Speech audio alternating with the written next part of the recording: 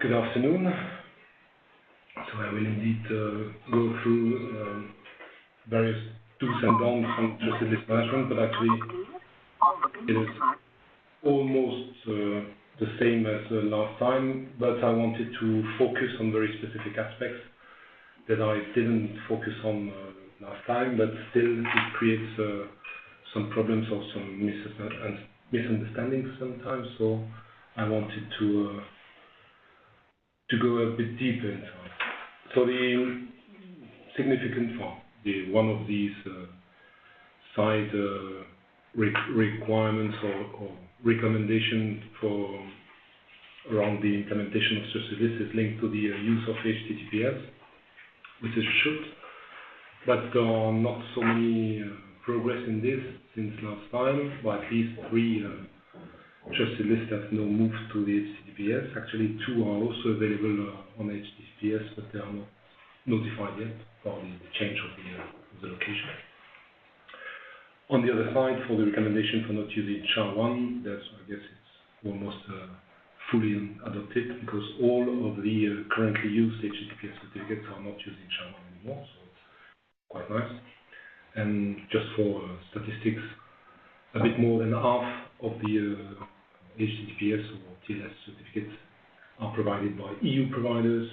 and a bit less than half are by US or South African or even Swiss providers.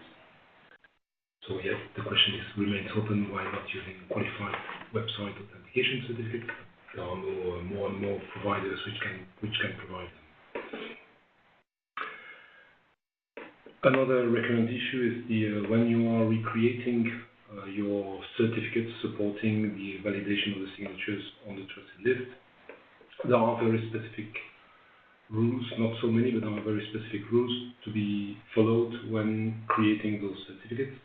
These are listed in the clause 5.7.1 in the standards on which the decision is based. And one of the requirements is that there is a requirement for a match case sensitive of the organization attribute of the subject domain name of the certificate with the trusted list scheme operator name. That is one of the very specific items which is not always fulfilled. There is also some kind of administrative work that has to be done on the trusted list, because actually what is to be also correctly understood is that, and also mainly for the member states, but also for all the different other international organizations that would like to set up trusted lists, the most important thing is what is the information which provides a description on the approval scheme which is underlying the trusted list. A lot of those information are provided in the decision. There are some very specific texts to be included, and there are also additional requirements, specifically on the page that must be reachable from the scheme information URI. So there are some very specific information that has to be provided, and you can find the requirements in the decision themselves. But also there is a FAQ, which provides some guidance how to not necessarily structure the information, but how to provide and which kind of information has to be provided. Very similarly, on the very specific page that has also to provide some administrative information, and since the changes from the regulation, some of the member states did not update the information available on these pages.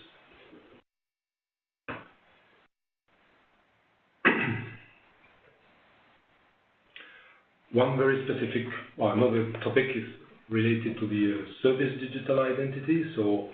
which is actually the key identifier of the service or the technical instance of the service, which is part of the services of the same type to which a specific qualified status or not is granted or withdrawn. But one of the very basic principles is that there can be only one single public key to be attached to one specific service entry per service type. So there cannot be more than one occurrence of the single same public key for the same type of service.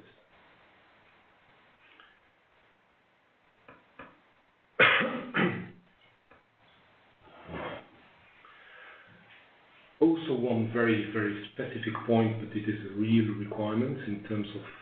of the eIDAS regulation, because from 1st July 2016, the trusted lists do have a constitutive value. And you cannot backdate the information which is provided in the trusted list. So you cannot go back to the past or to change an information that has been provided already and, for example, extend a grant when you say, oh, they didn't manage to do the transition or the technical transition for this very specific entry of service, so let's extend it a little bit and change the date of the withdrawal that was published 1 month ago and extend it to 1 further month. No. And you cannot also backdate or give a grant that is applicable, actually and visible today, but backdating 3 months ago, so that you forgot to provide the grant 3 months ago, but you didn't publish information. You have to do it, well, not 100% at the same time, the same date and second, but there is a latitude of 1 day. You can also announce information, which is not prohibited by the decision or by the standards on which the decision is based, but not backdated.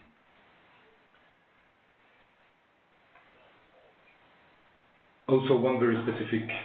detail, it has been announced almost 1 year ago, I guess, that the formal date and time to be placed for the 1st of July 2016 as the date and time of the adoption and the implementation of the eIDAS regulation for the trusted services was 1st of July, Brussels time, midnight, which is in Zulu time, actually the 30th of June 22. You will see, as will be announced by Olivier, that in the new version of the TL Manager, where the new version of the TLCC will be included, this is reported as an error, and you need only to change the date to reflect the correct date and time. Pay attention also that Trusted List Manager is using your local time to display the time that is used. So if there is a shift of 1 or 2 hours or several hours due to your location, you have to be a bit careful on this to pick the right time, which is midnight Brussels time, summertime, which makes it a bit complicated, but you will see it will disappear as an error. The error will disappear if you pick the right time. Here is the topic on which I wanted to focus today, which is proper use of the qualification extension. So this is for use for the qualified trust service type for the issuance of qualified certificates. And you have, well, it is a very powerful tool, but you have to be very cautious on the way it is used and understand the philosophy. So there is, these extensions apply to those certificates for which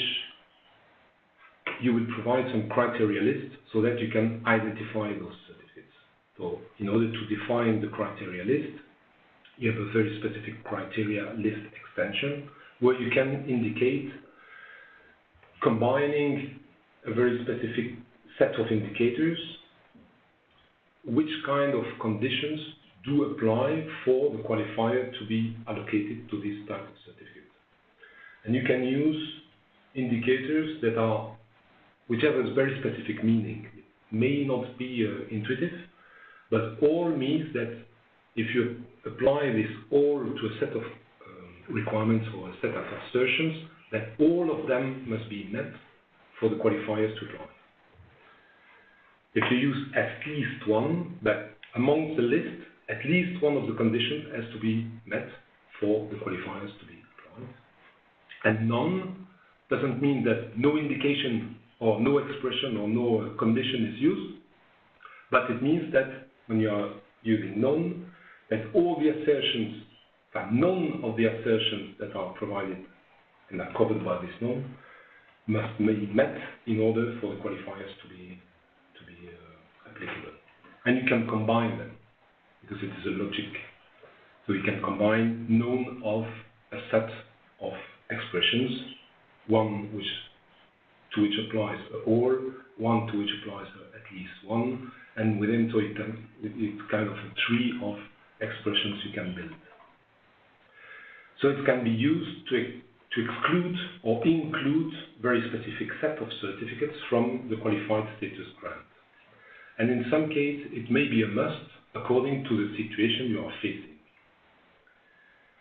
It can also be used to compensate the lack of information or the reference to a machine processable information, an interoperable way of providing machine processable information with regard to the fact that the certificates are claimed to be qualified, or that the certificates are claimed to have the private key, the corresponding private key, residing in the qualified signature creation device or qualified seal creation device. But there is a default principle that has to be carefully understood. If you provide this kind of specific service information extension, it's Q, so this one should be a Q. No, that's okay. So for the type of service, which is, of course, the issuance of qualified certificates, and in this case, you have a grant for those certificates to be issued under the service digital identity, you grant a qualified status for qualified seal, qualified certificate for electronic seal and qualified certificate for electronic signature. If you do not use any service information qualification extension, then it means that under this service digital identity, so under the public key, actually the private key which corresponds to the public key which is used to identify the service, under this one, all the certificates which are claimed to be qualified by using the reference qualified certificate statement, which is a QC compliance statement, with or without type 1 for the QC type, because in the current version of the standard,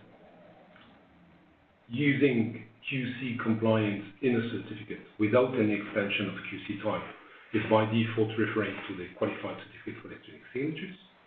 If you use QC type 1, it's even more clear that it is for electronic signatures.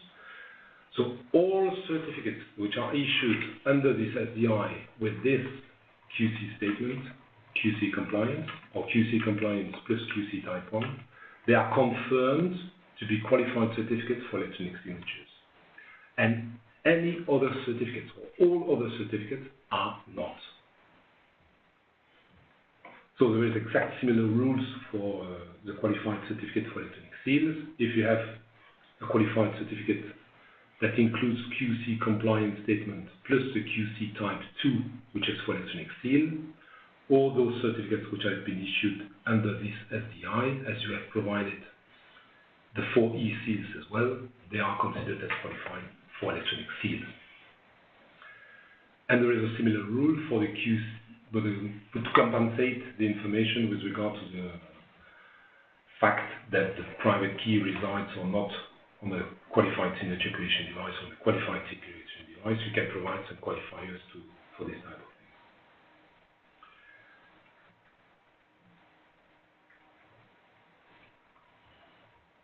thing. Now, this default principle applies always, irrespectively of the number of service information extensions you will provide. But you may cancel it as well. But you will see some on an example. If you are using these two service information qualification extensions, so again, it is one service for the issuance of qualified certificates, which is granted a qualified status for the issuance of qualified certificate for electronic seals and qualified certificate for electronic signatures. The first extension here means that you apply the two qualifiers QC with QC SSCD and QC for eSig to all certificates which meet all the requirements which are provided here. So the first one is that the key usage, you will have the non-repudiation set to true, and the certificate includes a certificate policy or ID which has this number. So all certificates which are issued under this SDI that do have a non-repudiation bit set to true in the clear usage and this CPO ID, they will be further qualified by the fact that they are qualified certificates for electronic signatures and qualified, and they do have the private key residing in a qualified signature creation device. The same type of expression is used for the qualified certificate with QSCD and qualified certificate for eSeal qualifiers for another set of expressions where there are two sets of expressions that have to be met at the same time, which is reflecting the use of all. The key usage must have the digital signature set to true, and the certificate must have at least one of the two OIDs which are listed here. Those certificates which have the key usage set to true and at least one of the OIDs included in the certificate policy OID extension, then they will be further qualified by qualified seal creation device, or the private key resides on a qualified seal creation device, and therefore qualified electronic seal. But the important aspect is that the default principle applies as well. So whatever qualified certificate or whatever certificate that do include, besides those certificates identified by those expressions, that do include a QC compliance statement, they are set to be qualified if there is no qualified type information, then it is for electronic signatures. If the QC type is of type 2, then it is qualified certificate for electronic seals. So the extensions are not reducing the scope of the grant unless you express them in that way. But they are only complementary information for a very specific set of certificates. So in here, there may be some redundancy with the QC for electronic seal if it appears that all the certificates which are in the certificate policy ID 123 404 do behave correctly in terms of using the reference machine processable statement for QC compliance and QC type 1. But if you wanted to have a very specific restriction of and wanted to express these extensions for meaning that only a very specific set of certificates having a very specific OID, these certificates, and only them, must have been considered as qualified, and not the other whatever claimed qualified certificates issued by VC certain digital identifier, then you will have to use another way to express this kind of thing. Which is, for example, this extension. So if you want to complement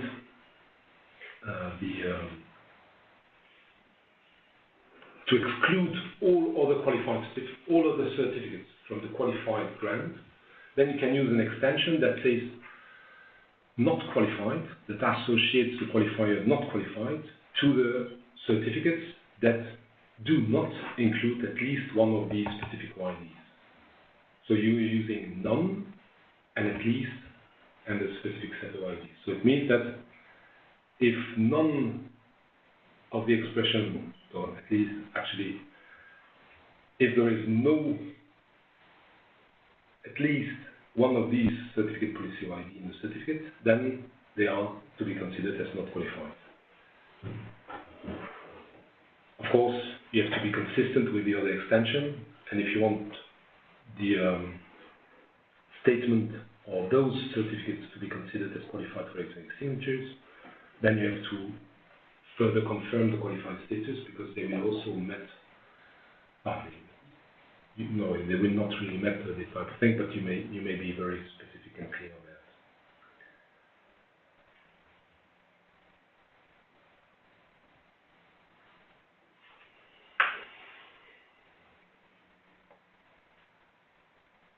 So this is an example where you do not have to use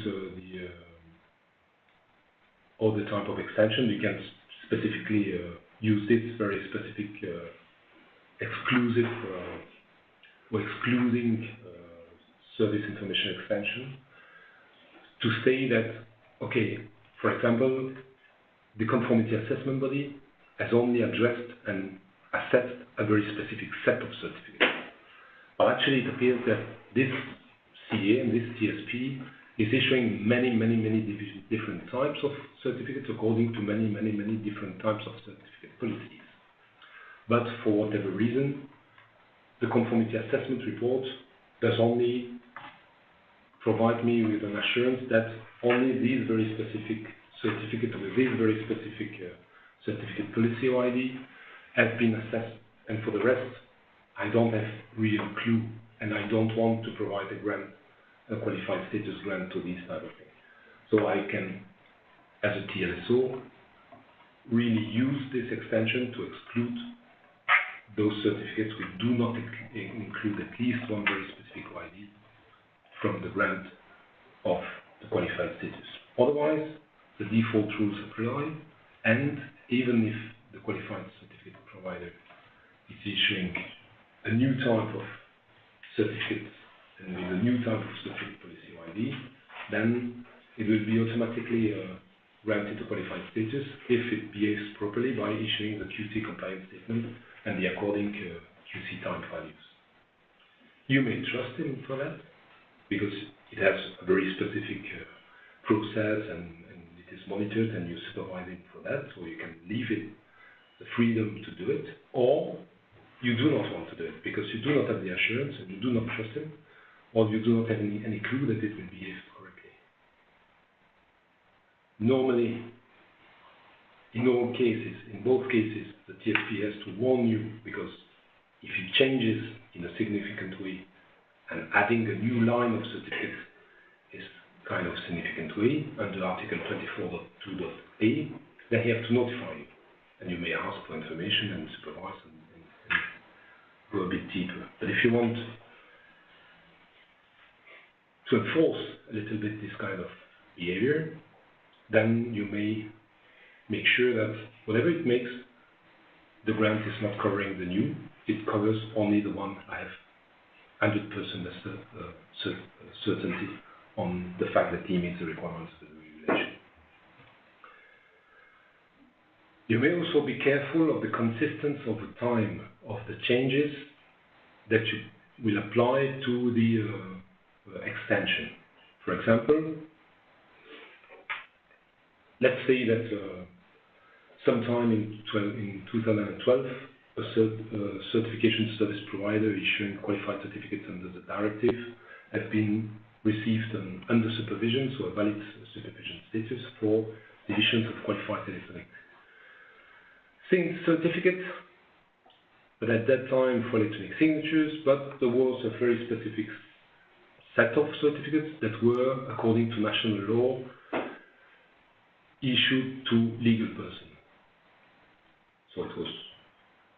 possible at that time, but on the 1st of July 2016, at least those types of certificates during the migration, so the under supervision has been changed to the qualified status, which remains granted from the Article 51 transitional measures. But those certificates that were declared as issued to legal person under the type of qualified certificate for electronic signatures, they disappeared on 1st of July 2016, because this kind of beast did not exist anymore. So they lose the qualified status, let's say that this certification service provider, after the 1-year transition period, did not provide conformity assessment report, or decided to not continue the qualified certificate electronic signatures. So you withdraw automatically on the 2nd of July 2017 the qualified status. Of course, the existence of this specific information extension qualification not qualified is kind of redundant with the withdrawal of the qualified status. And let's say that this TSP, after a while, provided a conformity assessment report for the issuance of qualified certificates with the same SDI, and maybe for electronic signatures. So you create an extension because you want to make sure that these certificates with a new ID, they are not issued under qualified signature or seal creation device. But actually, you have to be very careful with regard to the former type of certificates having the OID 303, because those certificates, if there are still certificates that are still valid, issued before 1st of July 2016 and still valid after the 26th of October 2017, they are also automatically granted a very specific status and qualified status. That may not be really what you want to express, and then you can use and be very clear on the extension to say that, okay, this grant of qualified status only applies to the new type of certificate that this TSP has issued, and then I really express on the extension the fact that I exclude any other certificate from this grant. I can also create this in different ways. I can either exclude explicitly a very specific set of certificates, those that were issued in the past before adoption and implementation of the ADAS regulation, or I can exclude anything. Also some very specific issues, but then TL Manager will complain very specifically with the new implementation of TLCC, is that there are, for a very specific set of type of qualified trust services, the need for expressing for which type of service, whether it is for electronic signature, whether it is for electronic seal, or for certificates for website authentication certificates, or a combination, because you can grant and use the life cycle of the grant by removing and adding, granting or withdrawing the very specific qualified status for one subtype of the qualified trust service. So it is the history that will reflect the withdrawal or the grant of the qualified status. So when using very specific or general information also on the use of the latest version of TL Manager, especially for those which are downloading the open source libraries and setting up their own customized version, so that if you make sure that you benefit from the latest version, then you benefit from the latest updates and fixes and new functionalities. Using TLCC will be far more easier in short future, because it will be fully integrated in TL Manager, as we will see in a few minutes. And one very specific companion tool, which is not always used, which is the SHA-2 companion file, which is for some implementation quite easy to identify that you have published a new version of the trusted list. And also another important aspect is that since the constitutive value of the trusted list, it is really important for these trusted lists to be made available as required, which is a 3.9 availability.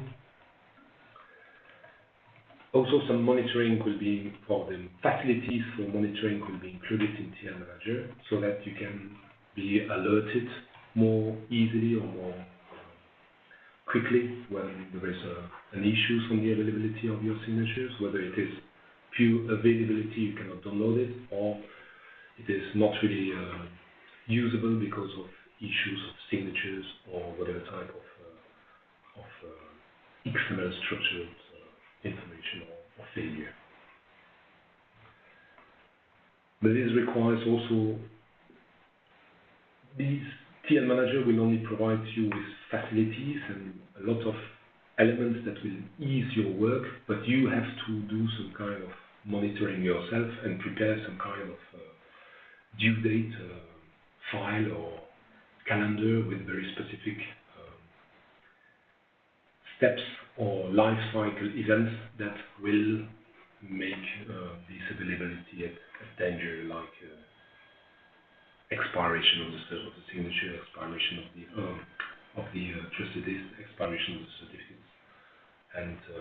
renewal of different types of elements that need to be provided.